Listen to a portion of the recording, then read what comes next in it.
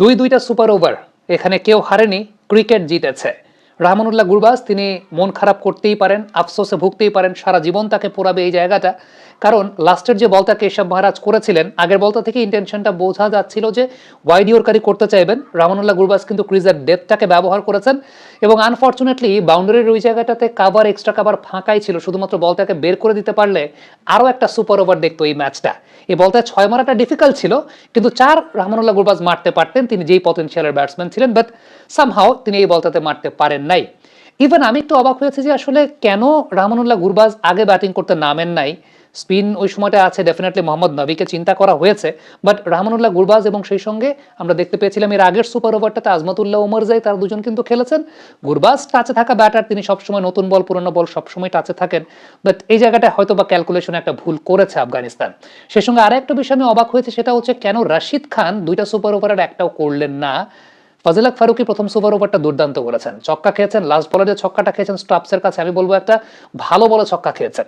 মানে ভালো বল করেও যে বোলারকে কখনো কখনো ছক্কা খেতে হয় because of the batters quality, এটা একটা সবচেয়ে বড় প্রমাণের জায়গা।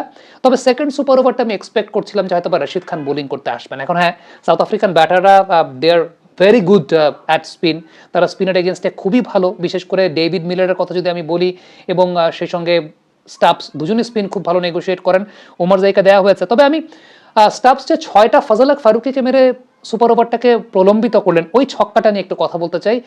ইট was not a bad delivery, it was a genuine low full toss, যেটা সত্যিকারের অর্থে ব্যাটারের জন্য শট খেলাটা খুবই ডিফিকাল্ট, বাট এইরকম একটা চমৎকার বলে স্টাপস একটা ভালো এক্সিকিউশন করেছেন। এবং এখানে একটা বড় শিক্ষণীয় জায়গা ফর দ্য ইয়াং ক্রিকেটার, যে স্টাপস আগে থেকে অ্যান্টিসিপেট করতে পেরেছেন যে হয় লো ফুলটাস না হয় ইয়র্কার লেন্থে বল আসবে। ইভেন এটা আসলে একটা ইয়র্কার লেন্থের বল হতে পারতো স্টাপস যদি তার স্বাভাবিক জায়গায় থাকতেন। আপনি খেয়াল করে দেখবেন যে এই বলটা যখন রান আপে আছেন ফাজিল হক ফারুকী, স্টাপস কিন্তু পুরোপুরি ক্রিজের ভেতরে ঢুকে গেছেন, পুরোপুরি ক্রিজের ভেতরে ঢুকে গেছেন, ক্রিজের ডেপথটাকে ব্যবহার করেছেন। এই জায়গা থেকে ইয়র্কার হলেও সেটা লো ফুলটাস হয়ে যাবে, এবং he was very much prepared for the low full toss. তিনি জানতেন যে it will be an attempted yorker, but এটার এক্সিকিউশনটা লো ফুলটাস হবে, কারণ ক্রিজের ডেপথটাকে বা ক্রিজের ভেতরে তিনি ঢুকে গেছেন।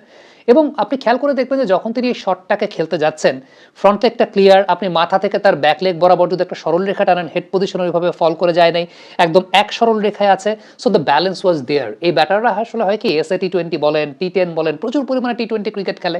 এই ব্যাটারদের ব্যালেন্স, বডি ব্যালেন্সটা, মানে পাওয়ার হিটিংয়ের জন্য যে বিষয়টা সবচেয়ে ইম্পর্টেন্ট, সেটা হচ্ছে আপনার বডি ব্যালেন্সটাকে মেনটেন করা। আমরা সবসময় বলি ক্রিকেট অ্যানালাইসিসের পরিভাষা কিংবা ক্রিকেট কোচিংয়ের পরিভাষা একটা কথা আমরা সবসময় বলি যে it's all about balance.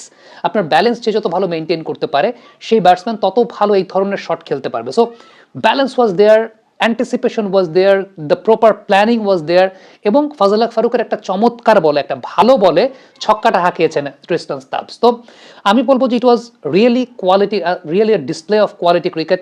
In fact আপনি যদি রাহমানুল্লাহ গুরবাজকেও লক্ষ্য করে দেখেন, যখন কেশব মহারাজকে ফেস করছেন রাহমানুল্লাহ গুরবাজ কিন্তু ক্রিজের ভেতরে ঢুকে গেছেন, কারণ তিনি জানেন যে এই টাইমটাতে বোলাররা যে কাজটা করবেন সেটা হচ্ছে ইয়র্কার লেন্থেই ট্রাই করবেন, whether it's a pace bowler or it's a spinner, তারা ইয়র্কার লেন্থ থেকেই ট্রাই করবেন। সো ক্রিজের ভেতরে ঢুকে যাওয়া, আমি বলবো আজমাতুল্লাহ ওমরজাইয়ের প্ল্যানিং ভুল ছিল। আজমাতুল্লাহ ওমরজাইয়ের প্ল্যানিং বলি, এক্সিকিউশন পুরোপুরি ভুল ছিল। সুপার ওভারে ফুল টাচ করেছেন ডেভিড মিলারকে। ইভেন আমরা একটা কথা বলি যে ডেথ ওভারসে good length is the bad length, অর্থাৎ গুড লেন্থে কোনো বোলার বোলিং করা মানে সেটা আসলে ব্যাড লেন্থে বোলিং করা। You have to go for the wide yorkers, you have to go for the slower bouncers, যেটা ফাজিল হক ফারুকী ডেভাল ব্রেভিসকে আউট করেছেন।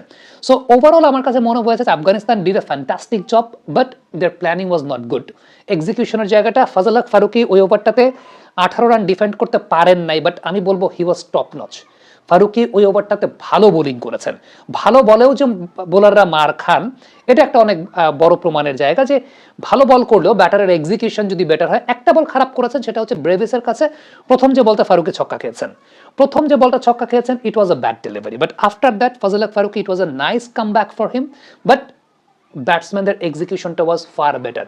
ওভারঅল আমি বলবো যে এই জায়গাটা ক্রিকেট জয়লাভ করেছে, ক্রিকেট জিতেছে, এবং এই ধরনের ম্যাচগুলোই সত্যি কথা বলতে সকল প্রকার সীমানা পেরিয়ে, সকল প্রকার সীমানার ব্যারিয়ার পেরিয়ে এই ধরনের ম্যাচগুলো প্রকৃত ক্রিকেট প্রেমীদেরকে আনন্দ দেয়।